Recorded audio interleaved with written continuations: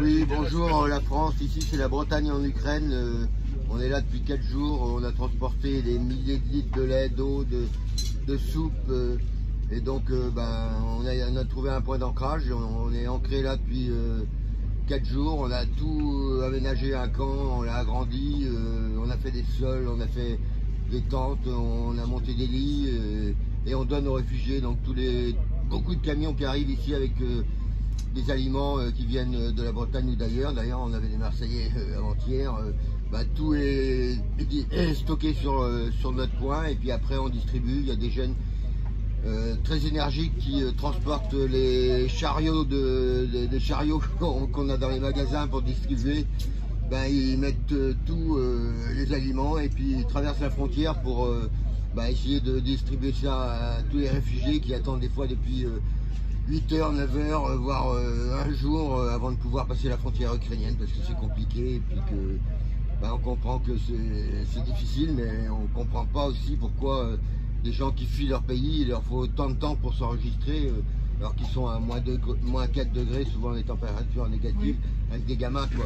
Donc par exemple hier, on n'a même pas gardé le chocolat et la soupe pour les gens qui ont traversé la frontière. C'est qu'avec des caddies, ils sont partis avec des brûleurs, des gamelles et de la soupe qui était chaude et du chocolat qui était chaud et ils ont distribué en Ukraine avant la frontière.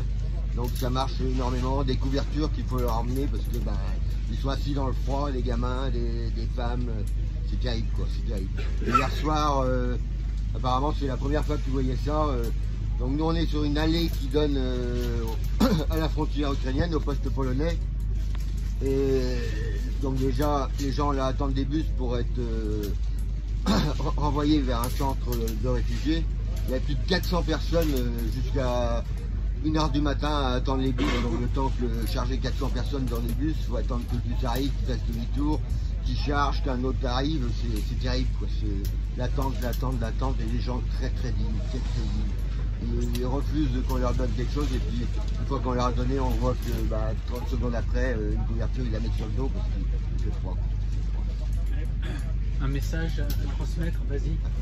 Et pour compléter à tous les Français et à tous les Bretons, faites des dons à tous les assos, ça ira directement aux bonnes personnes, ça sera directement distribué aux enfants et aux Ukrainiens.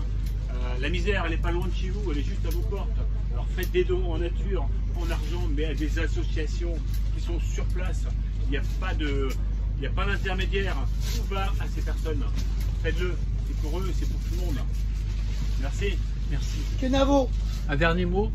Oui, féliciter notre ami Yvon, qui est l'instigateur de cette mission, et bien sûr tous nos sponsors qui nous ont permis d'arriver là. En une semaine, on a réussi à s'enregistrer, créer une association, et on a récupéré pour 3 000 € de dons, Yvon. 3 000 €, 5 000 aussi, oui peut-être. On n'a pas les chiffres exacts. Mais en tout cas, l'idée d'Yvon, c'est-à-dire un peu c'est ce qu'on nous a fait comme région du producteur au consommateur. On n'a pas trop mis certains systèmes où on payait les transporteurs pour amener en Ukraine ce qu'il fallait. Il faut le prendre et l'amener. En fait, essayez de faire de votre mieux, le peu que vous pouvez, mais écoutez, on a passé une semaine, c'était vraiment émotionnel. Vraiment. Merci beaucoup, Kenavo. Allez, bravo les Bretons. Merci beaucoup, c'est Gilbert Zanaria pour BA, en route pour de nouvelles aventures et encore félicitations pour toutes vos initiatives personnelles et individuelles et collectives. Merci, à bientôt.